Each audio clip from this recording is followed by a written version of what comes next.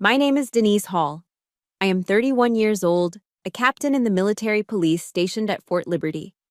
I have spent my entire youth protecting this country, standing guard on foreign soil, yet I couldn't protect the one person who mattered most, my own mother.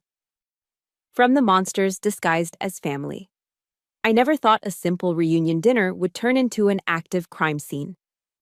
It happened the moment I refused to hand over $15,000 of my blood money, savings earned in the desert heat, to fund my addict stepbrother's wedding.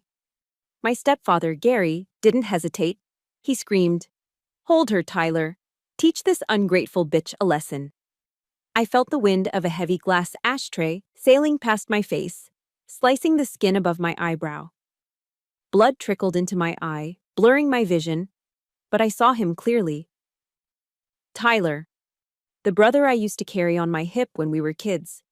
He lunged at me, fist cocked high, growling like a feral animal. In the corner, my mother, Linda, just curled into a ball, her hands clamped over her mouth to stifle a sob. They thought a lone woman would crumble. They thought they had me cornered. But they forgot one fatal detail. I had just come off shift, and my standard issue Axon body cam was still blinking green. Let me know what state you are listening from in the comments and hit that subscribe button right now if you believe that when a family becomes a battlefield, love needs to be replaced by martial law. The suspension of my old Ford F-150 groaned as I pulled into the driveway of the house on the outskirts of Fayetteville, North Carolina. It was a humid evening, the kind that makes your uniform stick to your back. I cut the engine, but I didn't get out immediately.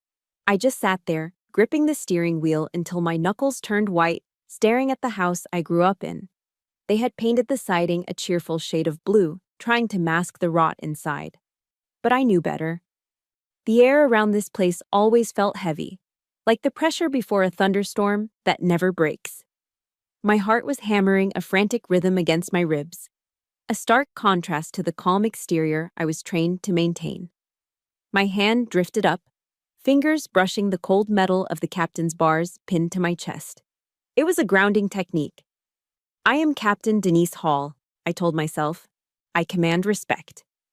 In my head, the voice of Jocko Willink, whose podcast got me through my toughest deployments, echoed, "Calm is contagious." "Breathe, Denise," I whispered. "No shortcuts. Just discipline." I grabbed my duffel bag and stepped out. I was still in my fatigues, boots laced tight. I hadn't even had time to change after a 12-hour shift dealing with a domestic dispute on base. The irony wasn't lost on me. As I opened the front door, the smell hit me first. It wasn't the smell of home cooking. It was the stale, sour stench of cheap beer and cigarette smoke that had settled into the drywall over 2 decades. "Look who finally decided to grace us with her presence," a voice boomed from the living room. Gary, my stepfather. He didn't get up. He was sprawled in his recliner, feet propped up on the coffee table, a half-empty can of beer dangling from his hand. Next to him sat Tyler, my 26-year-old stepbrother, mirroring his father's posture. They were watching a football game, the volume turned up loud enough to rattle the windows. Neither of them looked at me. In the kitchen, my mother, Linda, was hunched over the stove. She looked smaller than I remembered, her shoulders curved inward as if she were trying to disappear. She was serving dinner like a maid, terrified of making a sound. "Hi, Mom," I said softly, stepping into the kitchen. She flinched, then turned with a weak, watery smile. "Oh, Denise, you're here. Sit, sit. The pot roast is ready." We moved to the dining table. It was a tense affair. The only sound was the scraping of silverware and the wet smacking noises Gary made as he chewed. The pot roast was cold, the gravy congealed into a greasy film on the plate. It tasted like the atmosphere in the room, loveless and heavy. Gary wiped grease from his chin with the back of his hand and finally looked at me. His eyes didn't meet mine. They drifted to my uniform, narrowing with disdain. "Still wearing that G.I. Joe costume, huh?" Gary sneered, stabbing a piece of carrot. "You think that makes you special? You think you're some kind of hero?" I kept my eyes on my plate, slicing my meat with surgical precision. "It's my job, Gary. I came straight from work." "Work?" Tyler scoffed, his mouth full. Writing tickets for speeding on base isn't real work, Denise. You're basically a mall cop with a better costume. At least I have a job, Tyler, I shot back, my voice level. How's the job hunt going? Or are you still finding yourself on Gary's couch? Tyler slammed his fork down. I'm an entrepreneur, okay? I have prospects. And besides, I'm busy planning the wedding. It's going to be at the Hilton downtown. Top tier, classy. I almost choked. Tyler had been unemployed for 2 years. He couldn't afford a burger at McDonald's, let alone a wedding at the Hilton. That sounds expensive, I said, glancing at Mom. She was staring intently at her soup bowl, refusing to look up. That was the signal. I knew it. This wasn't a dinner. It was an ambush. Gary cleared his throat, the sound like gravel grinding together. He finished his beer and crushed the can in his hand, setting it on the table with a definitive clack. Speaking of the wedding, Gary started, his tone shifting from mocking to demanding. We ran the numbers. We're a little short. How short? I asked, though I already knew I wouldn't like the answer. 15,000, Gary said. He said it casually, like he was asking to borrow $5 for gas. I know you just got that deployment bonus from your little trip to the sandbox. Go to the bank tomorrow, draw it out, give it to your brother. The room went dead silent. The audacity stole the breath from my lungs. That money wasn't just a bonus. It was hazard pay. It was months of sleeping in a tent, missing birthdays, dodging IEDs, and living in a constant state of hypervigilance. That money was my down payment for a small house, my escape plan. I looked at my mother. Mom, did you know about this? She trembled. Denise, honey, it's for family. Tyler needs a good start. I can't do that, Gary, I said, my voice firm. That money is my savings. I'm buying a house next month. Gary's face turned a deep shade of purple. He slammed his fist onto the table, making the silverware jump. Your money, he roared, spittle flying across the table. Your money is this family's money. Who put a roof over your head when your deadbeat father died? Me. I raised you, I fed you, and now you're going to nickel and dime me? You selfish, ungrateful wretch. I've paid my way since I was 18. I stood up, my chair scraping loudly against the floor. I send Mom money every month. I'm not financing a party for Tyler. It's not a party, it's my wedding, Tyler yelled, jumping up. He was swaying slightly. I could smell the bourbon on him from across the table. You've always been jealous of me. You think you're better than us because you went to college and joined the army. You're just a jealous bitch. Watch your mouth, Tyler, I warned, my command voice slipping out. Gary stood up slowly, his eyes cold and predatory. He looked at Tyler and nodded toward me. She needs to learn respect, Gary hissed. Teach your sister a lesson, son. Show her who runs this house. It happened in slow motion. Tyler, fueled by liquid courage and his father's toxic permission, lunged across the corner of the table. He grabbed the collar of my uniform, bunching the fabric in his fist. Give me the money, he screamed, raising his right hand to slap me. A move he had used on girlfriends before, a move he used to use on me when we were teenagers. But I wasn't a teenager anymore, and I wasn't a victim. My training took over instantly. No thought, just reaction. As his hand came down, I stepped inside his guard. My left forearm blocked his strike, deflecting it harmlessly. Simultaneously, my right hand clamped onto his wrist, twisting it sharply outward while I drove my shoulder into his chest. It was a standard MP takedown maneuver. Leverage over strength. Tyler yelped as his balance vanished. I swept his leg and drove him into the hardwood floor. Thud. The house shook. Tyler hit the ground hard, the air rushing out of his lungs in a wheeze. I held his arm in a lock against his back, pinning him down with my knee. Stay down, I ordered. Do not move. My heart was pounding, adrenaline flooding my system. I looked up, expecting Gary to be rushing me next. I was ready to fight them both if I had to. But Gary wasn't attacking. He was standing by the wall, a terrifyingly calm smile playing on his lips. It was the smile of a man who had just been handed a loaded weapon. He pulled his smartphone from his pocket. He looked at me, his eyes gleaming with malice, and then he tapped the screen. He put the phone to his ear, and in a split second, his demeanor changed. His face crumbled into a mask of sheer terror. He began to hyperventilate, fake tears welling in his eyes. 911, he screamed into the phone, his voice trembling with a performance worthy of an Oscar. Please, send help. It's my daughter. She's a soldier. She's having an episode. She's crazy. She just tried to kill her brother. There's blood everywhere. Oh God, please hurry before she kills us all. I froze. My knee was still on Tyler's back, but a cold chill, colder than any winter night, washed over me. He wasn't just trying to steal my money. He was trying to destroy my life. The wail of sirens cut through the heavy air of the living room like a knife. Red and blue lights strobed against the drawn curtains, painting the room in a chaotic rhythm. It was in that exact moment, as heavy boots crunched on the gravel driveway, that I witnessed a terrifying transformation.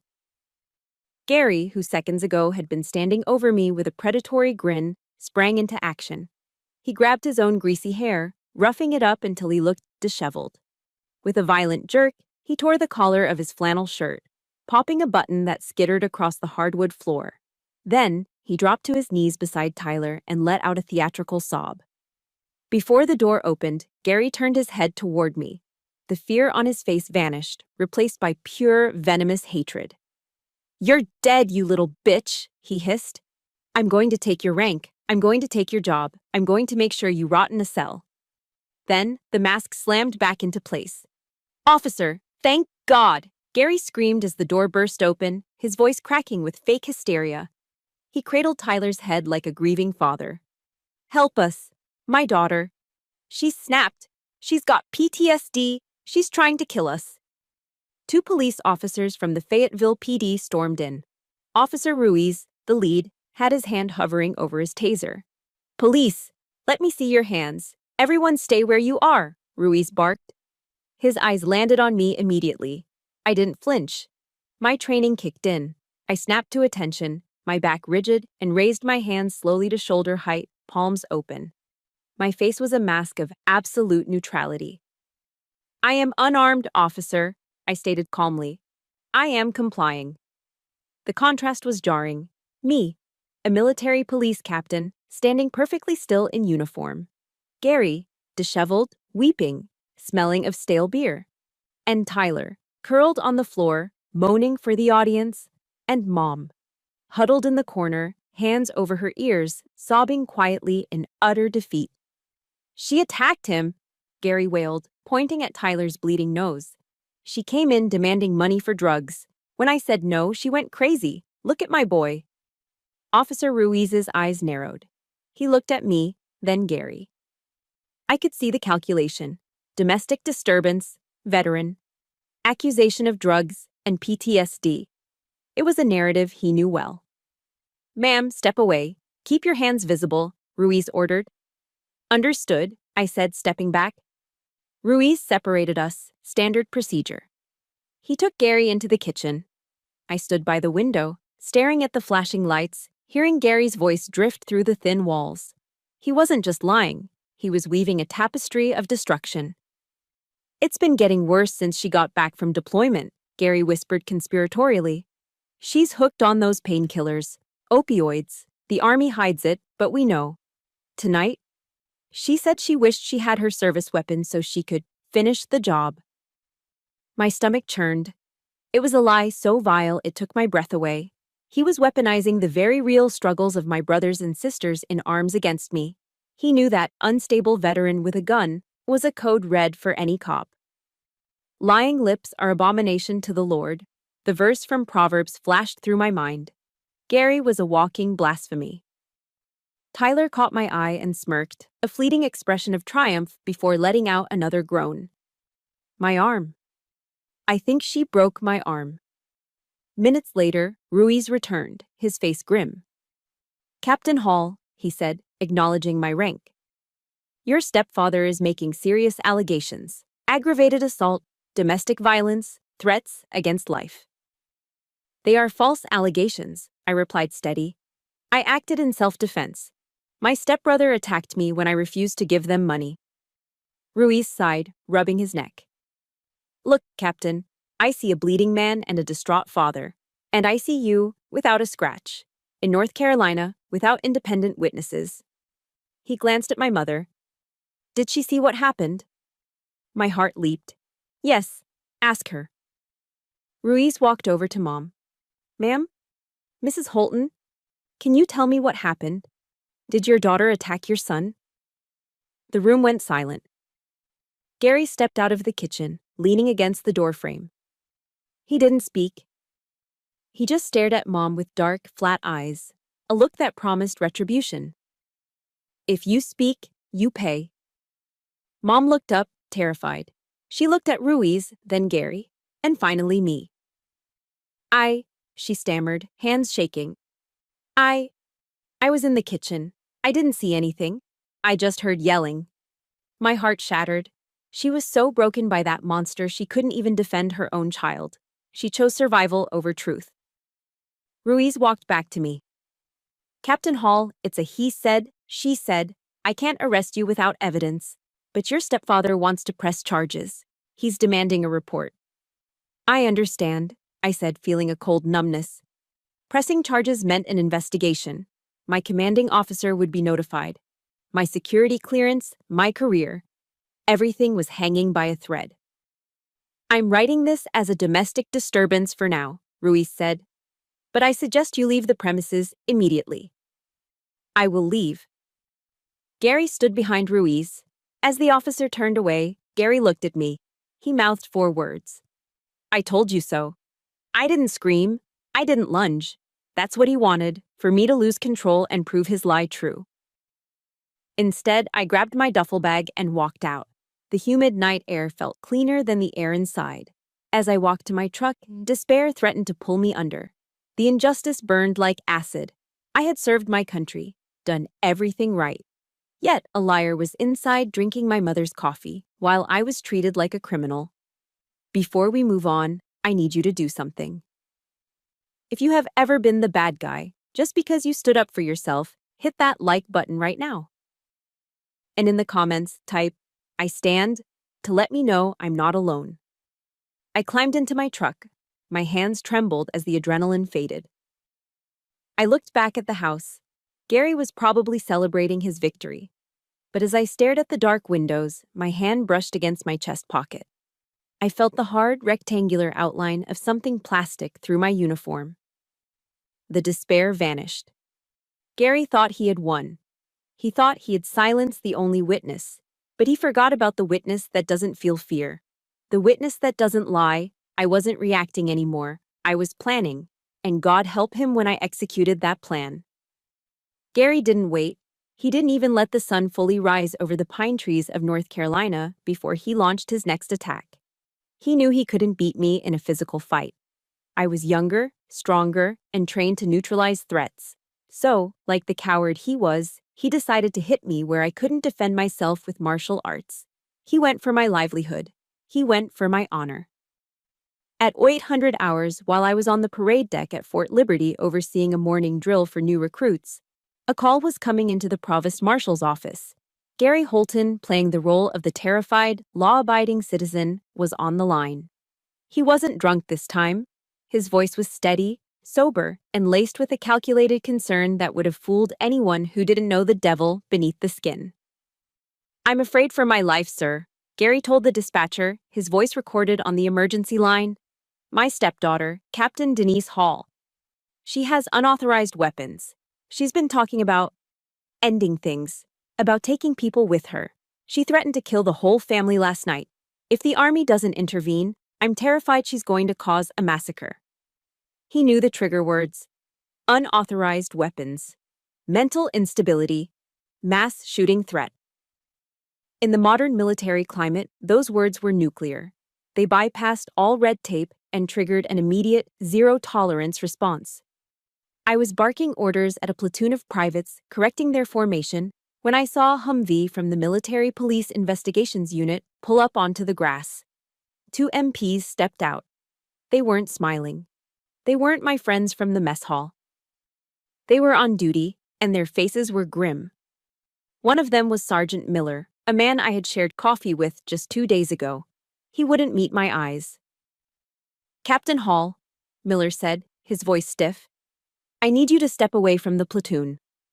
The recruits stopped their drill. 100 pairs of eyes turned to watch. The silence on the parade deck was deafening. Is there a problem, Sergeant? I asked, keeping my voice calm, though my heart began to hammer against my ribs. Ma'am, per order of Colonel Alden, you are to be escorted to headquarters immediately, Miller said. Then he took a breath, like he hated what he was about to say. I am also ordered to relieve you of your sidearm, temporarily. The air left my lungs. To be disarmed in front of subordinates is the ultimate humiliation for an officer. It's a public declaration that you are no longer trusted, that you are a threat. I felt the heat rise in my cheeks, a burning shame that pricked at my eyes.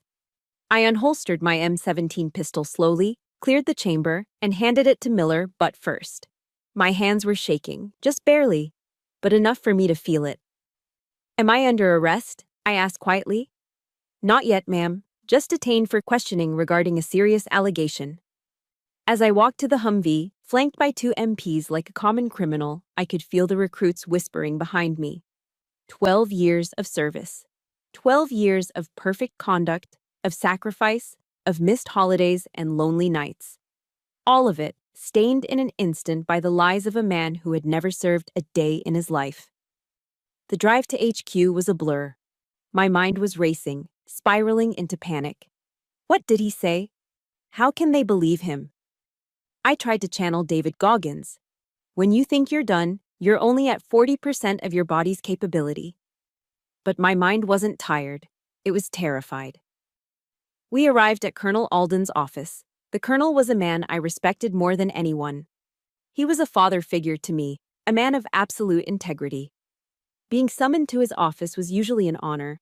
Today, it felt like walking to the gallows. I was ushered in. The door clicked shut behind me. Colonel Alden didn't ask me to sit. He was standing by the window, looking out, his back to me. On his desk lay a thick manila folder. Sir, Captain Hall reporting as ordered, I said, snapping a salute. Alden turned slowly. His face wasn't angry. It was worse. It was disappointed. At ease, Denise, he said, his voice heavy. He picked up the folder and tossed it onto the desk. It landed with a heavy thud that echoed in the silent room. Gary Holton, your stepfather. Yes, sir. He sent an email to the base commander this morning, 5 pages long, Alden said, tapping the folder. Attached are photos of your brother, Tyler, with a broken nose and a bruised wrist, and a statement from Gary claiming you assaulted them in a psychotic rage over an inheritance dispute. That is a lie, sir, I said, my voice trembling with suppressed rage. It was self-defense.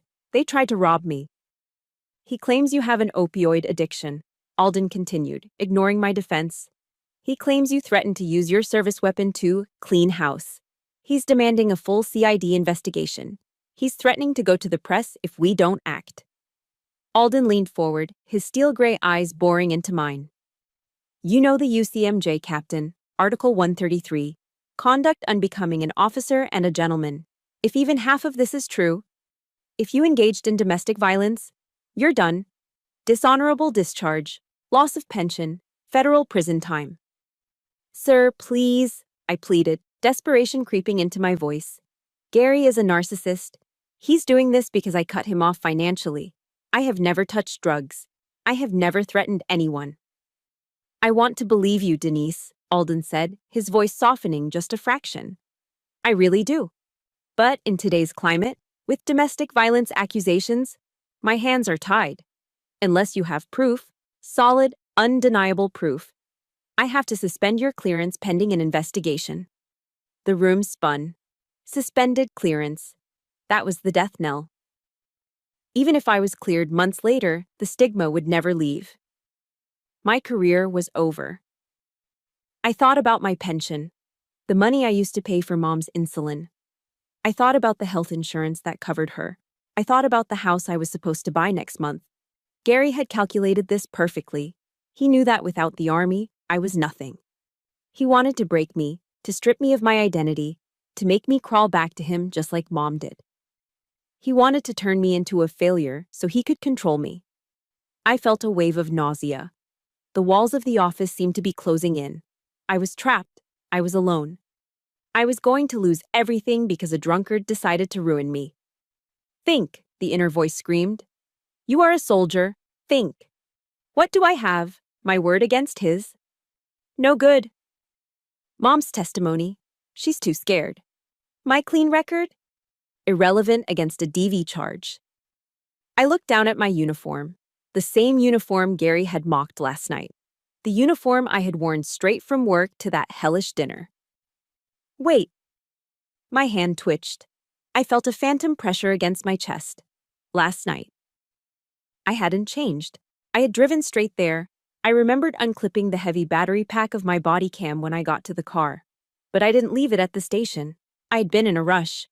I had shoved the SD card into my pocket to upload later, per protocol for sensitive domestic disputes. My hand moved slowly, almost involuntarily, to my left breast pocket. My fingers brushed against the Velcro flap. I felt it. A small, hard square of plastic. Cold, sharp-edged. The world stopped spinning. The noise in my head went silent. I looked up at Colonel Alden. The fear in my chest evaporated, replaced by a cold, burning clarity. Gary had made one mistake. He thought I was just a daughter. He forgot I was a cop, and cops collect evidence. Sir, I said, my voice no longer trembling. You said you need proof? Alden looked at me, confused by the sudden change in my demeanor. Yes, proof. I undid the Velcro on my pocket. The sound, reap, was loud in the quiet office. I reached in and pulled out the small black memory card. I held it up between two fingers like a holy relic. I forgot to turn it off, I whispered, a ghost of a smile touching my lips. It's all here, sir. Every word. Every lie. The silence in Colonel Alden's office was thick enough to choke on. He was staring at the small black SD card I held between my fingers, his expression unreadable. To him, it was just a piece of plastic. To me, it was my life. You said you forgot to turn it off? Alden asked, his voice skeptical but curious. Yes, sir, I replied, keeping my hand steady. Per your new directive regarding officer safety during commutes, I kept my Axon unit active until I reached a secure location. When I arrived at my mother's house, I was distracted by the immediate hostility. I never powered it down. I stepped forward and placed the card on the glass surface of his mahogany desk. It made a tiny click sound. This is the raw footage, sir. Unedited, encrypted, time-stamped. It will show you exactly who the aggressor was. Alden looked at the card, then at me. He let out a long, heavy sigh, the kind that comes from a man who has seen too much deception in his career. He reached for the card. If this is what you say it is, Captain, he muttered, inserting it into a card reader connected to his secure terminal. Then Gary Holton is about to have a very bad day. He turned the large monitor on his desk so I could see it too. He clicked the file. The screen went black for a second, then burst into life with the grainy, wide-angle view of my body cam. 8/14 Cheers 2023. 18:42 hours. The audio kicked in immediately, crystal clear high-definition sound. Give me the money. Tyler's voice filled the office, slurred and aggressive. On the screen, his face was distorted with rage, his fist raised high.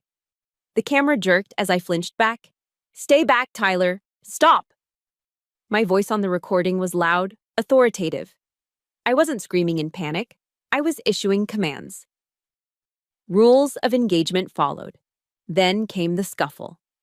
The camera angle tilted wildly as I blocked his strike. The sickening thud of Tyler hitting the floor echoed through the speakers. Stay down. Do not move.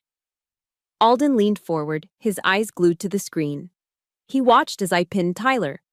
But then, the camera stabilized. It was pointing directly across the room, directly at Gary. On the screen, Gary wasn't scared. He wasn't running to help his son. He was standing by the wall, phone in hand. And then, he smiled. It was a smile that chilled the room, a smirk of pure, calculated malice. Allo 911, Gary's voice rang out, shifting instantly from a grunt of exertion to a high-pitched shriek of terror. "Please, send help. It's my daughter. She's a soldier. She's having an episode." We watched as Gary ruffled his own hair. We watched as he tore his collar. We watched him drop to his knees and fake a sob, all while casting a hateful glare at the camera lens he didn't know was recording. "Son of a bitch," Alden whispered. The video ended. The screen froze on that final image of Gary's face, the mask of a victim, slipping just enough to reveal the predator underneath. For a moment, nobody moved. The only sound was the hum of the computer fan. Then, Colonel Alden exploded. Bam! He slammed his fist onto the desk with such force that his ceramic coffee mug jumped an inch into the air, splashing dark liquid onto the blotter. His face, usually composed, was beet red. "That bastard!" Alden roared, pushing his chair back. He dared to use my office, my MPs, my resources for a personal vendetta." His anger wasn't directed at me anymore. It was a righteous fury, the kind only a commander feels when his troops are attacked dishonorably. He files a false report with a federal agency. Alden paced behind his desk, his hands clenched into fists. He slanders a commissioned officer. He wastes taxpayer money on a witch hunt because you wouldn't give him cash for a wedding. He stopped pacing and looked at me. The disappointment in his eyes was gone, replaced by a fierce, protective pride. "Captain Hall," he said, his voice dropping to a low rumble. "You acted with exemplary restraint. You followed the use of force continuum perfectly. You de-escalated. You neutralized the threat without causing excessive harm. And you maintained discipline while that parasite tried to destroy you." "Thank you, sir," I said, feeling the knot in my chest loosen for the first time in 24 hours. "You are cleared, Denise," Alden said firmly, pulling the SD card out and handing it back to me. "Effective immediately. Your sidearm will be returned. The suspension is lifted." He walked back to his desk and picked up the phone. "Get me the Judge Advocate General's office," he barked into the receiver. "And get the Fayetteville police chief on the line. I want to report a case of filing false charges and harassment of a federal officer." He hung up and looked at me with a grim smile. "I'm not going to let this slide. We're going to send a cease and desist letter so heavy it'll crush his mailbox. And if he breathes in your direction again, I'll have the FBI at his door for interfering with military duties." "John 8:32, sir," I said softly, a wave of relief washing over me. "And ye shall know the truth, and the truth shall make you free."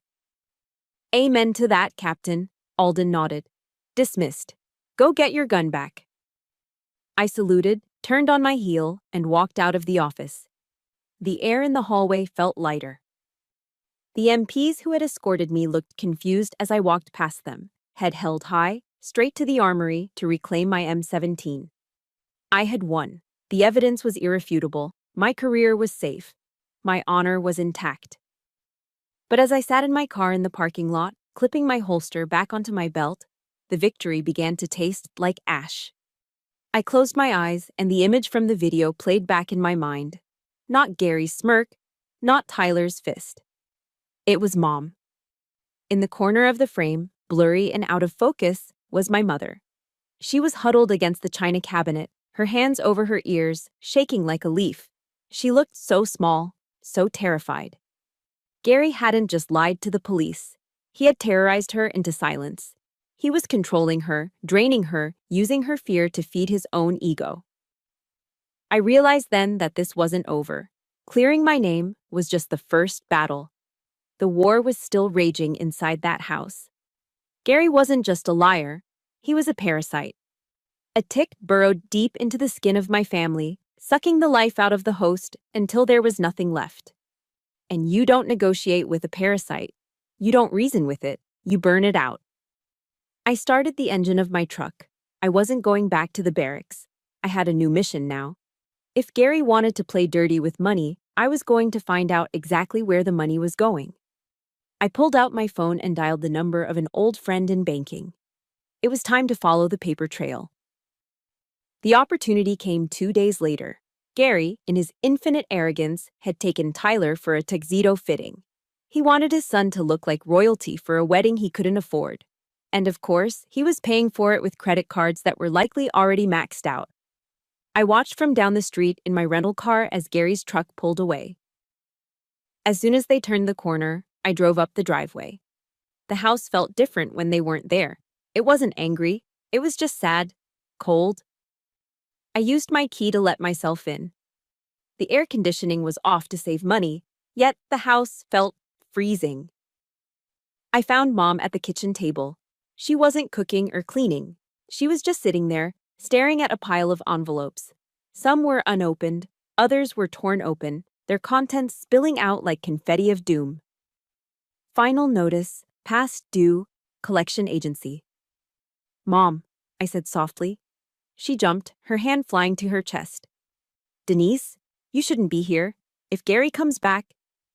He's gone for at least 2 hours, I said, pulling out a chair and sitting opposite her. We need to talk, right now. She looked away, her fingers nervously picking at the edge of a utility bill. About what? There's nothing to talk about. Mom, look at this table. I gestured to the sea of red ink. I need to see the bank accounts. I need to see the savings. Dad's 401k that he left you. Where is it? It's fine, she whispered, her voice trembling. Gary handles the finances. He says he's investing. He says the market is down right now, but it'll bounce back. He says we're going to double our money soon. Investing, I repeated, skepticism dripping from my voice. Mom, Gary hasn't held a steady job in 5 years. What is he investing in? Crypto, she mumbled, and some sports tech company. My stomach dropped. It was the classic script of a financial predator. Open the laptop, Mom, I ordered, my tone leaving no room for argument. Log into the joint account, now. She hesitated, tears welling up in her eyes. He'll be so mad if he finds out. He tried to have me arrested, Mom, I snapped, slamming my hand on the table. He tried to ruin my life. I don't care if he gets mad. Open the damn computer. She flinched, then slowly pulled Gary's laptop toward her. Her hands shook as she typed in the password. Tyler, born, 1 son. Of course. The banking portal loaded. I spun the laptop around so I could see. I didn't just gasp. I felt the blood drain from my face. The screen was a crime scene. The checking account balance, $412. 10. Overdrawn. The savings account, $5. 4. But the real horror was the transaction history. It scrolled down like a litany of sins. BetMGM, 5 noins. BetMGM, 200. BetMGM, $1,000. Gary wasn't investing in tech. He was gambling. Thousands of dollars, gone in seconds on a sports betting app. Then, there were the others. Joe's Liquor Warehouse, 145. The Platinum Club, 300. A strip club downtown. Venmo to Tyler Holton, 500. Venmo to Tyler Holton, 500. Venmo to Tyler Holton, 500. Mom, I whispered, pointing at the screen. He's not investing. He's burning your money. He's giving it to Tyler. He's spending it on strippers and booze. Mom stared at the screen, blinking rapidly as if trying to make the words change. No, that can't be right, he said. And where is Dad's 401k? I clicked on the retirement tab. The page refreshed. Total balance, 0.0. Status, closed. Full withdrawal executed 06/12/2022. It's gone, I said, my voice hollow. All of it, $80,000. Gone. Mom made a sound like a wounded animal, a low keen that vibrated in her chest. My retirement. That was for my care home. That was for... Wait, I said, spotting a notification in the email inbox open in the other tab. The subject line read, Urgent, Reverse Mortgage Default Warning. I clicked it. My heart stopped. Dear Mr. and Mrs. Holton, this is a final notification regarding the reverse mortgage taken out on the property of 124 Oak Street. Due to failure to pay property taxes and insurance as stipulated in the agreement, the loan is in default. Foreclosure proceedings will begin in 30 days unless the balance of $12,000 is paid immediately. Mom, I looked at her, horror washing over me. Did you sign papers for a reverse mortgage? What? No, she cried. I never signed anything. Gary brought some papers home a year ago, but I said no. I said I wanted to leave the house to you. I pulled up the attached PDF of the contract. There, at the bottom, was a signature. Linda Hall Holton. But it wasn't her handwriting. It was shaky. Forced. It was a forgery. He forged your signature, I said, the realization hitting me like a physical blow. He took out a reverse mortgage. He took the equity out of the house. Probably spent that too. And now he hasn't paid the taxes. Mom. The bank is going to take the house. In 30 days. No, Mom whispered. She stood up, swaying on her feet. No, this is my home. Your father built this porch. I raised you here. Look at it, I yelled, turning the screen to face her fully. This is how he loves you. He stole your retirement. He stole your savings. And now he sold your house out from under you to pay for his gambling addiction and Tyler's lifestyle. Mom looked at the red numbers, the zeros, the foreclosure notice. Her face went gray. All the blood left her lips. She clutched her chest, her eyes rolling back slightly, and collapsed onto the sofa. Mom! I rushed to her side. She wasn't having a heart attack. She was having a breakdown. A complete and total collapse of her reality. She curled into a fetal position, burying her face in the cushions, and let out a scream. It wasn't a scream of fear. It was a scream of pure, unadulterated grief. It was the sound of a woman realizing she had slept next to a monster for 10 years. I'm so stupid, she sobbed, her voice muffled. I'm so stupid. I thought he changed. I thought he loved me. You're not stupid, Mom, I said, stroking her hair, feeling a cold, hard rage solidifying in my gut. You were manipulated. You were gaslit. This is financial abuse. I looked around the room, the peeling paint, the old furniture. This house was all she had left of my father. It was her sanctuary. And Gary had pawned it off like a cheap watch. This wasn't just a family dispute anymore. This was a felony. Wire fraud, forgery, elder abuse. My sadness evaporated. In its place, something else took root. Disgust. Pure, visceral disgust. Gary Holton wasn't a man. He was a parasite. A leech that had attached itself to my mother, draining her dry until she was a husk. And now he was ready to discard her on the street. Mom sat up suddenly, her eyes wild with panic. She reached for her phone on the coffee table. I have to call him, she gasped, her fingers fumbling with the screen. I have to ask him. Maybe there's a mistake. Maybe he can fix it. I watched her, my heart breaking. Even now, after seeing the evidence, her instinct was to go to him, to beg him for a solution to the problem he created. It was the trauma bond talking.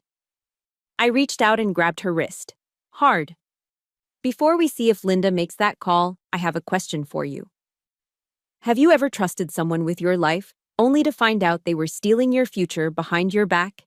If you have, or if you just support justice for victims of financial abuse, hit that like button right now. And drop a comment saying, "Protect the vulnerable so we can show the world we are watching." No, I said firmly, looking straight into her terrified eyes. You are not calling him. But Denise, if you call him now, he will lie, I said, my voice dropping to a command whisper. He will spin a story. He will blame the bank. He will blame the economy. Or worse, he will blame you. And then he will drain whatever cash is left in his pocket and disappear. Then what do we do? She wailed. I'm going to be homeless. No, you're not, I said. Because you have me. And I'm a soldier. We don't retreat, we reload. I took the phone from her hand and set it down. Mom, do you want to lose this house, or do you want to fight? She looked at me. For the first time in a decade, I saw a spark in her eyes. It was faint, buried under layers of shame and fear. But it was there. I want to fight, she whispered. Good, I said. Then wipe your tears. We have work to do. Mom's hand hovered over the call button, her thumb trembling. Her face was pale, sweat beading on her forehead despite the chill in the room. I have to ask him, she whispered, her voice cracking with desperation. Maybe Maybe he can explain. Maybe it's a mistake. I moved faster than I had in years. I reached across the kitchen table and snatched the phone from her hand, sliding it into my pocket. No, I said, my voice sharp and commanding. It wasn't a daughter speaking to a mother. It was a soldier speaking to a civilian who was about to walk into a minefield. Give it back, she cried, reaching for me. He's my husband. I need to talk to him. I grabbed her shoulders, my fingers digging into the soft fabric of her cardigan. I forced her to look at me. Her eyes were wild, dilated with panic, the classic look of a victim in the thrall of a trauma bond. Mom, listen to me, I said, keeping my voice steady but intense. Gary is not your husband right now. He is a hostile threat. He is the enemy.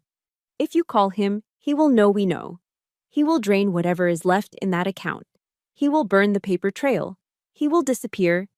And you will be left with nothing but debt and a foreclosure notice. She slumped in her chair, sobbing into her hands. But I can't do this alone. I'm scared, Denise. I'm so scared. I pulled a chair close to her, our knees touching. I softened my grip on her shoulders, letting my hands rest there gently. I know you are, I said softly. But you're not alone. Not anymore.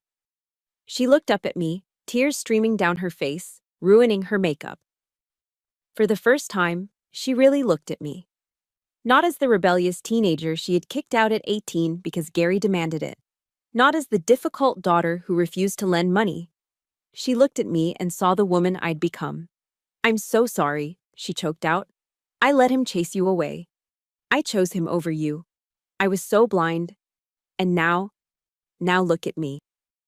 I'm 55 years old, and I have nothing. You have me, I said firmly. Why? She asked, her voice barely a whisper. Why would you help me after everything I let him do to you? I took a deep breath. The anger was there, sure, it always would be. But beneath it was something stronger. Because I took an oath, I said, to protect those who cannot protect themselves, and you are my mother. The Bible says to honor your father and mother, but it also says in Matthew 10:16, be ye therefore wise as serpents and harmless as doves. I squeezed her hands. We've been the doves for too long, Mom. It's time to be the serpents. She sniffled, wiping her nose with a tissue. But I'm weak, Denise. I'm not like you. I don't know how to fight. You don't need to know how, I said. You just need to decide to stand up. I thought of Mel Robbins, the motivational speaker whose videos played in the background of my barracks. There is a truth you need to hear, Mom. No one is coming to save you. Gary isn't coming to save you. The bank isn't coming to save you. You have to save yourself. She looked at me, the words sinking in. The harsh reality of it seemed to slap her sober. But, I added, a small smile touching my lips, saving yourself doesn't mean you can't have a weapon. And right now, I am your weapon. Mom took a shuddering breath. She sat up a little straighter. She looked around the kitchen, at the peeling wallpaper, at the empty fridge, at the pile of unpaid bills. I don't want to lose my home, she said, her voice gaining a hint of steel. He took my retirement. He took my dignity. He's not taking my house. That's the spirit, I said. I stood up and grabbed a notepad and a pen from the counter. I slammed them onto the table. We are going to handle this the Army way, I said, uncapping the pen. Strategy and discipline, no emotions, just execution. I wrote a large number 1 on the paper. Phase 1, Intel, I said. We download every bank statement, every email, every text message. We document the forgery on the mortgage papers.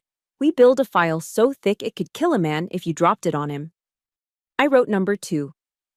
Phase 2, legal air support, I continued. I know a lawyer, Margaret Crane. They call her the Iron Lady of Fayetteville. She eats guys like Gary for breakfast. We get her on retainer today. I wrote number 3. Phase 3, the kill shot, I said, looking at Mom. We don't just divorce him. We expose him. We make sure he leaves this marriage with nothing but the shirt on his back and a criminal record. Mom looked at the list. Her hand reached out and took the pen from me. He has a safe, she said quietly. In the garage. He thinks I don't know the combination, but I saw him type it in once. It's his birthday. I grinned. See? You're already a serpent. Open it, she said. Whatever is in there, let's add it to the pile. We spent the next hour raiding our own home. We found cash stashed in envelopes. We found pawn shop receipts for jewelry Mom thought she had lost. We printed bank statements until the printer ran out of ink. By the time we were done, the kitchen table looked like the war room at the Pentagon. Mom signed the power of attorney document I had downloaded and printed. Her signature was firm this time, no shaking. I trust you, Denise, she said, handing me the paper. Do whatever it takes. I will, I promised. I pulled out my phone again. This time, I wasn't calling a friend. I was calling a shark. I dialed the number for Margaret Crane's office. It rang twice. Law offices of Crane and Associates, a receptionist answered. This is Captain Denise Hall, I said, my voice crisp. I need to speak to Margaret Crane immediately. Tell her I have a case involving high-level financial fraud, forgery, elder abuse, and a narcissist who thinks he's smarter than the U.S. Army. There was a pause, and then a click. A moment later, a raspy, smoky voice came on the line. It sounded like whiskey and nails. Captain Hall, Margaret Crane said, you had me at narcissist. Talk to me. I have video evidence of assault, I said, looking at Mom, who was now calmly shredding Gary's credit card offers. I have bank statements showing gambling debts paid with stolen retirement funds. I have a forged reverse mortgage contract. And I have a very angry mother who is ready to burn it all down. Margaret Crane let out a laugh. It was a loud barking sound, a sound of pure delight. Captain, she said, you just described my dream case. I've been bored all week. Bring everything to my office in an hour. I'll clear my schedule. I hung up the phone and looked at Mom. Pack a bag, I said. You're coming with me. We're going to a hotel tonight. When Gary comes home to an empty house and a missing safe, the war officially begins. Mom nodded. She stood up and walked to the bedroom. She didn't look back. The victim was gone. The survivor had taken her place, and Gary Holton had no idea what was coming for him. The week leading up to the wedding was a masterclass in psychological warfare. But for the first time in our lives, Mom and I were the ones holding the trigger. Gary and Tyler thought they had won. They mistook our silence for submission. They interpreted Mom's quiet nodding as defeat. When Gary demanded Mom iron his shirt for the rehearsal dinner, she did it without a word. When Tyler bragged about the honeymoon suite he had booked on a credit card that was technically already defaulted, I just smiled and said, "That sounds lovely, Tyler." They ate it up. Their egos were so inflated they couldn't see the trapdoor opening beneath their feet. On the morning of the rehearsal dinner, Gary cornered me in the hallway. He smelled of Old Spice and arrogance. "You've been quiet lately," he sneered, clapping a heavy hand on my shoulder. "Good. Shows you're learning your place. Tonight is important. Sarah's family are snobs. Doctors, lawyers, that type. Don't embarrass me. Don't talk about your job. Just smile and look pretty." I looked at his hand on my shoulder, fighting the urge to snap his wrist. Instead, I looked him in the eye and gave him the most genuine smile I could muster. "Don't worry, Gary," I said sweetly. "Tonight is going to be unforgettable. I promise." He grunted, satisfied, and walked away. He didn't know that my silence wasn't surrender. It was the sound of a cannon being loaded. Back at my off-base apartment, I wasn't getting ready. I was working. My laptop hummed on the kitchen counter, surrounded by empty coffee cups. I wasn't cleaning a weapon or polishing my boots. I was building a bomb. But this bomb was made of pixels and PDF files. I had spent 3 nights scanning every single document Mom and I had unearthed. The bank statements with the negative balances, the forged reverse mortgage contract with the shaky signature, the text messages Gary had sent me over the years, calling me worthless, threatening to kill my dog, threatening to ruin my career. And of course, the pièce de résistance, the body cam footage. I imported everything into a PowerPoint presentation. I titled the file simply, "The Truth About the Holton Family." I edited it like a documentary. Slide 1. The lie, Gary's claims of wealth. Slide 2. The theft, Mom's empty 401k. Slide 3. The fraud, the mortgage. Slide 4. The violence, the video. It was brutal. It was undeniable. It was a 5-minute presentation that would dismantle 2 lifetimes of lies. I saved the file. Then I copied it to 3 separate USB drives. One for my pocket, one for my purse, one for the car. In the military, we call this redundancy. 2 is 1 and 1 is none.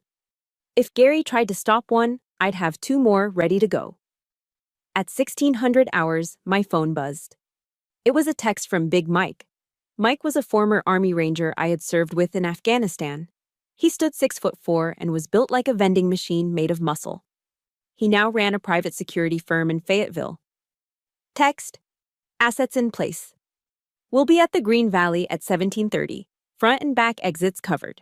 I typed back, Roger that. Target is hostile. VIP, my mother, is priority.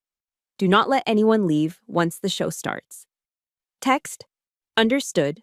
Nobody touches the VIP. See you there, Captain. I set the phone down. I didn't want a brawl. But I knew Gary. When a narcissist is cornered, they don't cry.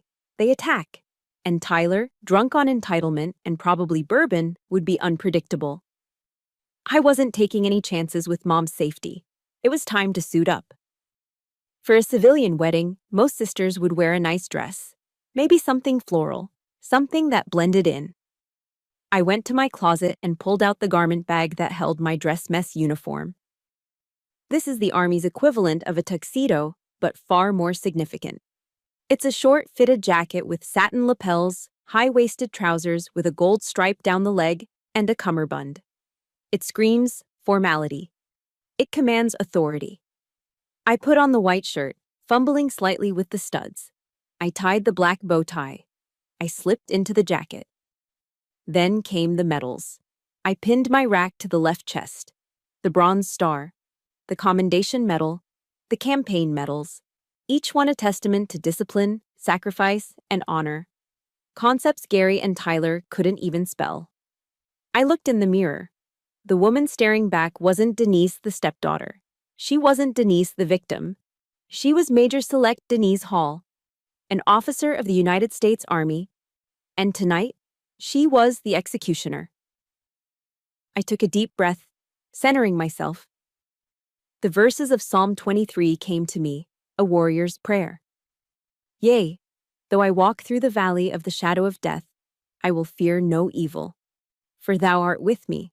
Thy rod and thy staff, they comfort me. Amen, I whispered. I grabbed the silver clutch that held nothing but a tube of lipstick and 3 black USB drives. I picked up my laptop bag. I walked out to my truck. The sun was setting, painting the North Carolina sky in hues of bruised purple and angry orange. It felt appropriate. The Green Valley restaurant was a fancy place. White tablecloths, crystal chandeliers, overpriced wine. It was the kind of place Gary loved because it made him look rich. It was the perfect stage for his downfall. I started the engine. My hands were steady on the wheel. Tonight, there would be no yelling, no crying, just cold, hard facts projected on a 10-foot screen. I pulled out of the parking lot and headed toward the Valley of Death. Gary wanted a memorable rehearsal dinner. He was going to get one. The Green Valley restaurant was a vision of manufactured elegance. Crystal chandeliers dripped light onto tables set with white linen and polished silver. The air smelled of roasted duck and expensive perfume. Gary was in his element. He stood at the head table, holding a flute of champagne, his face flushed with wine and self-importance. He was giving a toast. Of course he was. When I look at my son, Tyler, Gary boomed, his voice projecting to the back of the room, I see a young man of integrity, a man I raised to be a provider, just like me. And Sarah, well, we are just so honored to welcome such a prestigious family into our humble fold. He raised his glass toward Sarah's parents, Dr. and Mrs. Sterling. They smiled politely, unaware they were being toasted by a man who was technically bankrupt. Tyler sat next to Sarah, looking smug in his rented tuxedo. Sarah looked radiant, twisting the large diamond ring on her finger. The ring I knew was bought with stolen money. I stood in the shadows near the AV booth, watching the performance. My laptop was already plugged into the projector system. The HDMI cable was the fuse. My finger was on the detonator. And I want to thank my lovely wife, Linda, Gary continued, gesturing to Mom, for standing by me while I worked tirelessly to pay for this beautiful evening. It wasn't easy, but for family, I'd spend every dime I have. That was it. The lie was too big to let pass. I stepped out of the shadows. My dress mess uniform caught the light, the gold stripe on my trousers gleaming. Actually, Gary, I said, my voice amplified by the microphone I'd commandeered from the DJ booth, I think it's time we clarified exactly whose dimes you spent. The room went silent. Heads turned. Gary froze, his glass halfway to his mouth. His eyes bulged when he saw me. Denise, he sputtered. What are you doing? Sit down. I have a gift for the happy couple, I said, walking toward the center of the room, my laptop in hand. A special presentation. I think Sarah and her family deserve to know the history of the Holton legacy. Cut the mic, Tyler yelled, standing up. Security, get her out of here. But the security at the door didn't move. Big Mike and his partner stood like statues, arms crossed, blocking the exit. They weren't working for Tyler. I hit the spacebar. The large projection screen behind the head table flickered to life. It wasn't a montage of baby photos. It wasn't a sappy love story. It was a bank statement. Specifically, it was a high-resolution scan of the joint account, with the negative balance highlighted in red. 412. Next was the 4.01k withdrawal records 0.000, and below that, a list of credit card debts totaling $150,000. A gasp rippled through the room. It started as a murmur and grew into a wave of shock. What is this? Dr. Sterling asked, putting on his glasses. This, I said, my voice calm and clinical, is the financial reality of the man who claims to be paying for this dinner. Tonight's meal? Paid for with stolen retirement funds from my mother, Linda Hall. That ring on Sarah's finger? I clicked to the next slide. A credit card statement showing a $5,000 charge at K Jewelers, followed immediately by 3 charges at the Platinum Club. Bought with a credit card taken out in my mother's name without her consent, I finished, along with a few $1,000s in lap dances. Sarah gasped, pulling her hand back as if the ring had suddenly burned her skin. She looked at Tyler. Tyler, is this true? She's lying, Tyler screamed, his face turning a mottled red. She hacked the bank. She's jealous. Am I? I asked. Let's see what kind of man you really are, Tyler. I hit the spacebar again. The screen went black for a second. Then, the audio kicked in. Give me the money. The video from my body cam played on the 10-foot screen. It was loud. It was violent. It was undeniable. The room watched in horrified silence as Tyler, the man of integrity, lunged at his sister with a fist raised. They watched him get slammed to the floor. They heard the wet thud. And then they saw Gary. They saw the smirk. They saw the performance. They heard the lie. She's crazy. She's trying to kill us. Mrs. Sterling stood up, her hand covering her mouth. Oh my God, she whispered. They're monsters. Gary dropped his champagne glass. It shattered on the floor, the sound sharp and final. Turn it off, Gary roared. He looked like a madman, veins bulging in his neck. Turn it off right now, you ungrateful bitch. I'll kill you. He charged. He abandoned all pretense of being a gentleman. He jumped off the dais and sprinted toward me, his hands reaching for the laptop, or maybe my throat. The room screamed. But he never reached me. From the shadows, Big Mike stepped forward. He moved with surprising speed for a man of his size. He didn't tackle Gary. He simply stepped into his path and braced himself. Gary slammed into Big Mike like a bird hitting a windshield. Oof! The impact stopped Gary dead in his tracks. He bounced off Mike's chest and stumbled back, wheezing. Mike didn't even flinch. He just looked down at Gary with the impassive stare of a man who had guarded generals in war zones. Sir, Mike rumbled, his voice deep and threatening. I strongly suggest you do not touch the major. Gary looked at Mike, then at me, then at the crowd. He realized for the first time that he had lost control of the narrative. I didn't flinch. I looked past Gary, straight at Sarah. Sarah, I said, my voice softening. You are a good woman. You come from a good family. Do you really want to marry into this? A family of liars, thieves, and abusers. Look at them. Look at the debt. Look at the violence.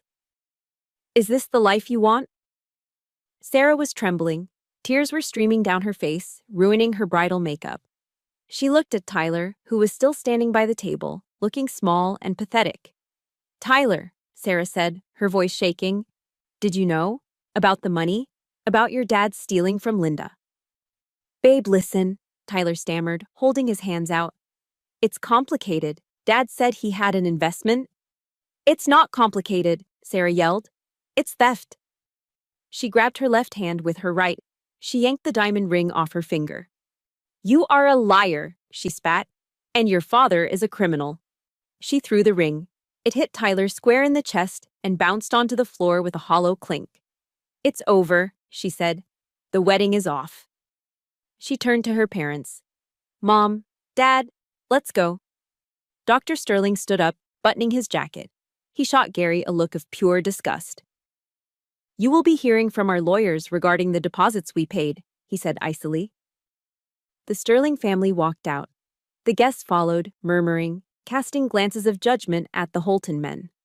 The room emptied quickly. Soon it was just me, Mom, the security team, and the two broken men. Gary sank to his knees. He wasn't looking at his son. He wasn't looking at his wife. He was staring at the door where the Sterlings had exited. No, he whispered. The money, the connections. He didn't care about love. He didn't care about family. He cared that his golden ticket had just walked out the door. I walked over to him. I stood over him, looking down. You wanted a memorable night, Gary, I said coldly. I hope this was memorable enough for you. I signaled to Mom. She stood up from her table, her head held high. She didn't look at Gary.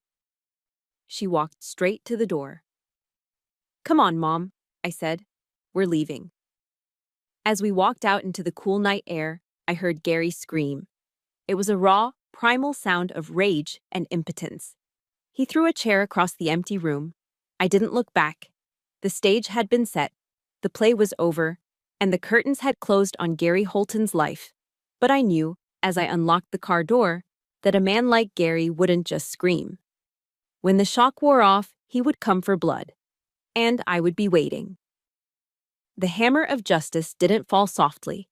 It crashed down with the weight of a North Carolina Superior Court judge. By 0900 hours the next morning, my lawyer, Margaret Crane, had secured an emergency protective order. With the video evidence and the documented financial fraud, the judge didn't hesitate. He granted immediate exclusive possession of the residence to my mother and ordered Gary to stay at least 500 yards away from both of us. At 10:30, a police cruiser pulled up to the house. It was a civil standby. Two officers stood with their arms crossed on the front lawn, watching as Gary frantically threw his clothes into garbage bags. He was only allowed to take personal effects, clothing, toiletries, nothing else. The truck? Frozen by the court as a marital asset pending the fraud investigation. The bank accounts? Frozen. The safe? Empty. I stood by the living room window with Mom, watching him. He looked small. Without his bluster, without his ability to terrorize, he was just a middle-aged man in stained sweatpants, dragging trash bags to a taxi because he didn't even have a car anymore. He looked up at the window once. I expected anger. Instead, I saw fear. He knew for the first time in his life that he was truly alone. As the taxi drove away, Mom let out a breath she seemed to have been holding for 10 years. He's gone, she whispered. He's really gone. Yes, I said, squeezing her shoulder. And he's never coming back. The air in the house felt different, lighter. For the first time, the sunlight streaming through the window didn't feel like an intruder. It felt like a guest. But the fallout wasn't over. Tyler was the next domino to fall. News of the rehearsal dinner disaster had spread through Fayetteville like wildfire. In a military town, reputation is everything. By noon, Tyler had been fired from his consulting gig, which was really just a nepotism hire by one of Gary's drinking buddies. At 2:05 p.m., there was a banging on the front door. I opened it to find Tyler. He looked like a wreck. His eyes were bloodshot, his shirt was untucked, and he reeked of stale bourbon. "Denise," he slurred, leaning against the doorframe. "You gotta help me. Sarah blocked me. My boss fired me. My landlord is kicking me out tomorrow if I don't pay rent." He looked at me with those puppy dog eyes that had worked on Mom for 26 years. "You got that bonus money, right?" he pleaded. "Just a loan, sis. I'll pay you back, I promise. I'm your brother." I looked at him. I didn't see a brother. I saw a 26-year-old man who was still acting like a 6-year-old waiting for a handout. "No, Tyler," I said calmly. "What?" He blinked, confused. But I have nowhere to go." "Then figure it out," I said. "You wanted to be a big shot? You wanted to be the golden child? Well, welcome to the real world. In the real world, you don't get bailed out when you assault people and steal from your mother." "You're heartless," he spat. "No," I said, stepping back to close the door. "I'm teaching you the only lesson Gary never did. It's called accountability." I slammed the door in his face. I locked the deadbolt. That night, the police scanner app on my phone chirped. DUI crash on Skibo Road. Suspect identified as Tyler Holton. Hit a utility pole. He was alive, but he was in custody. He wouldn't be bothering us for a while. One down, one to go. I knew Gary wouldn't fade away quietly. Narcissists don't accept defeat. They seek revenge. So, I prepared. I spent the next week turning Mom's house into a fortress. I installed motion sensor floodlights. I upgraded the alarm system. And I waited. It happened 7 days later. It was 2:01 a.m. on a Tuesday. A moonless, humid night. I was sleeping on the couch in the living room, fully dressed, my expandable baton resting on the coffee table. Beep, beep, beep. The perimeter alarm on the back door chirped softly. It wasn't the loud siren. I had set it to silent alert so I wouldn't panic Mom. I sat up instantly. My heart rate spiked, but my mind was ice cold. I checked the camera feed on my phone. There he was, Gary.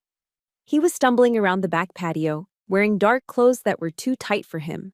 He was holding a crowbar. He looked drunk, angry, and dangerous. He jammed the crowbar into the frame of the sliding glass door. He pushed. The lock groaned. According to North Carolina's castle doctrine, I could have shot him the moment he breached that door. I had my service weapon in the safe. It would have been legal. It would have been easy. But I didn't want his blood on my floor. I wanted him to suffer a fate worse than death for a man like him. I wanted him to be humiliated by the system he thought he could outsmart. I grabbed my baton. I flicked it open. Click, clack, a solid bar of steel. I moved to the shadows of the kitchen, pressing my back against the refrigerator. Crack! The glass door shattered. Gary reached in, unlocked the latch, and slid the door open. He stepped into the kitchen. He was breathing heavily, muttering to himself. "Bitch! Think you can take my house? I'll show you." He took 2 steps. That was all he got. I stepped out of the shadows. "Police! Drop the weapon!" I shouted, my voice booming in the small kitchen. Gary spun around, raising the crowbar. He was slow, clumsy, drunk. I didn't hesitate.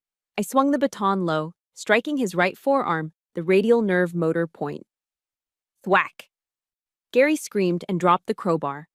It clattered loudly on the linoleum. Before he could recover, I spun him around, kicked the back of his knee, and drove him face first into the floor. Slam. "Stay down!" I yelled, pressing my knee into the small of his back. I grabbed his right arm and twisted it behind him in a compliance lock. "Get off me!" he howled, thrashing like a fish on a hook. "This is my house." "Not anymore, Gary," I whispered into his ear. "You are under arrest for breaking and entering, assault with a deadly weapon, and violation of a protective order. The sirens were already wailing in the distance. I had triggered the silent police alarm the moment he stepped on the porch. Within minutes, the kitchen was swarming with uniforms. This time, Officer Ruiz wasn't there, but the officers who arrived knew exactly who I was. They knew about the EPO. They hauled Gary up. His nose was bleeding from hitting the floor. His hands were cuffed tightly behind his back. As they dragged him out the front door, he saw Mom standing at the top of the stairs in her bathrobe. "Linda!" he screamed, desperate now. "Linda, tell them to let me go. I'm your husband." Mom looked down at him. She didn't tremble. She didn't look away. She simply tightened the belt of her robe and said, "My husband died 10 years ago. You're just the mistake I finally fixed." The officers shoved him into the back of the squad car. He kicked the window, screaming curses, blaming everyone but himself. I stood on the porch with Mom, watching the red and blue lights flash against the oak trees. The engine started. The car pulled away, taking the noise, the anger, and the toxicity with it. As the taillights faded into the darkness, the only sound left was the chirping of crickets and the steady rhythm of our own breathing. "It's over, Mom," I said, putting my arm around her. She leaned her head on my shoulder. "Yes," she said. "It's finally over." We went back inside and locked the door. But this time, we weren't locking ourselves in a prison. We were locking the world out of our sanctuary. Gary was gone. Tyler was gone. The parasites had been purged, and for the first time in a long time, I slept without a weapon within reach. 3 months later, the North Carolina sky was a piercing, brilliant blue. Not a cloud dared to mar the perfection of the morning at Fort Liberty. The parade deck was filled with the crisp sound of boots snapping to attention and the flutter of the American flag in the gentle breeze. I stood center stage, my spine straight as a rod, facing Colonel Alden.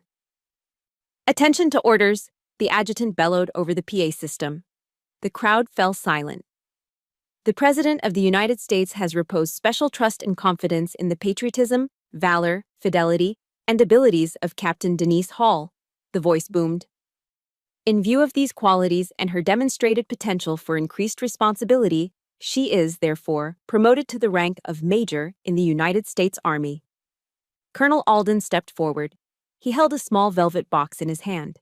Inside gleamed the gold oak leaf insignia, the mark of a field-grade officer. He smiled, a genuine fatherly smile that crinkled the corners of his eyes.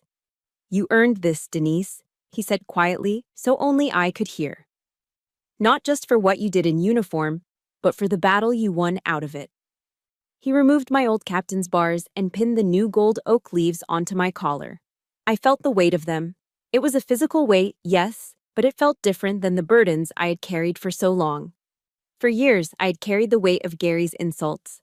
I'd carried the weight of Tyler's failures. I'd carried the weight of my mother's unhappiness. Those weights were heavy, suffocating, and cold. This weight, this was warm. This was the weight of honor. The weight of glory.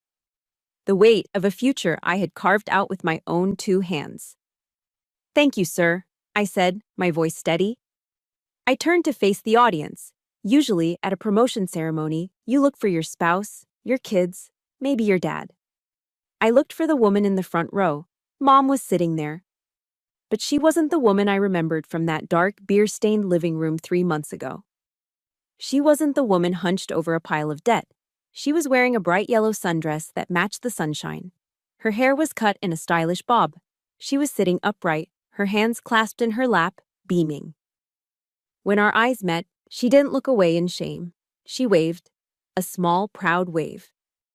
We had sold the house on Oak Street, the House of Horrors, as we called it now. It sold quickly, the market being what it was. We used the money to pay off every single cent of the fraudulent debt Gary had racked up. The credit card companies were satisfied. The bank closed the foreclosure file. With the remaining equity, Mom bought a small 2-bedroom condo in a quiet community just 10 minutes from the base.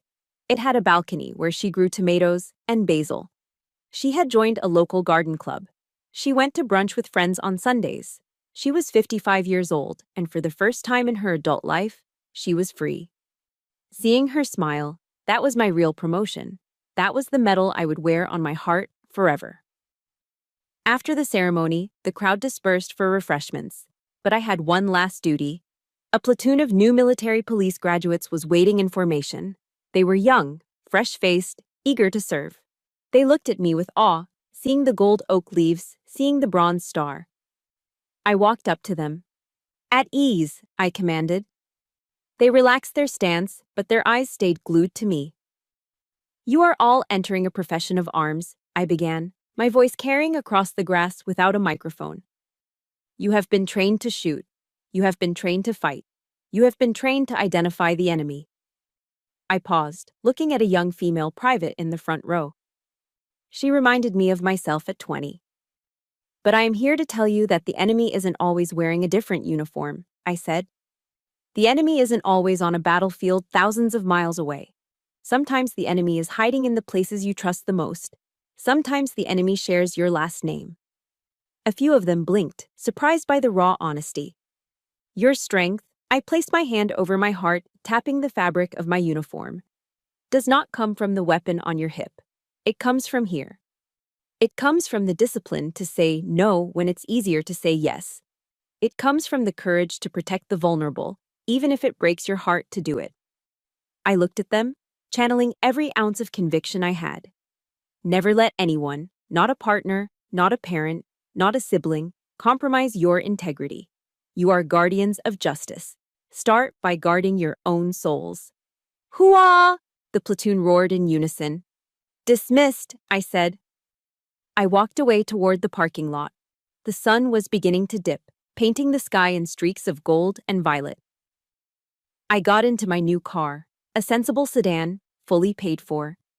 I rolled down the windows as I drove off base, letting the warm Carolina breeze whip through my hair. I thought about Gary. He was currently sitting in a cell at the Cumberland County Detention Center, awaiting trial. His lawyer had tried to get him bail, but with no fixed address and a history of flight risk, the judge denied it. I thought about Tyler. He was in court-ordered rehab as part of his DUI plea deal. Maybe he would get clean, maybe he wouldn't. But that wasn't my burden to carry anymore. I drove past the sign that said, "Welcome to Fayetteville." I wasn't angry anymore. The rage that had fueled me for months had burned itself out, leaving behind a clean, quiet landscape. I was Denise Hall, Major, daughter, protector. I had fought in deserts. I had fought in cities. But the hardest war I ever fought was the one inside my own living room. And I had won. I looked in the rearview mirror. Behind me, flying high above the base entrance, the American flag snapped proudly in the wind. Old Glory. It had survived storms, wars, and time. Just like me. I smiled, turned up the radio, and drove home to have dinner with my mother. This is Major Denise Hall, signing off. Thank you for listening to my story. If you believe that family is about loyalty and love, not just blood, please hit that subscribe button. Share this story with someone who might need to hear it. And remember, you are stronger than you think. Stand your ground.